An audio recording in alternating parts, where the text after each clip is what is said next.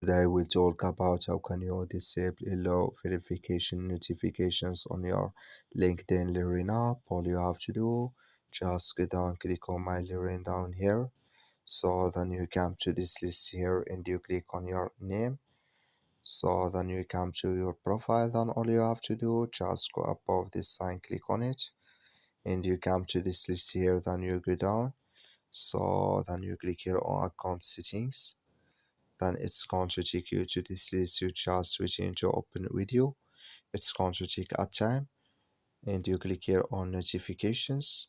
So then come to this list, you click here on verifications, and you come to this list, you come here to allow verification notifications, clicking this sign or this color. Like you see color, it's gone. That's mean allow verification notifications disabled with us now.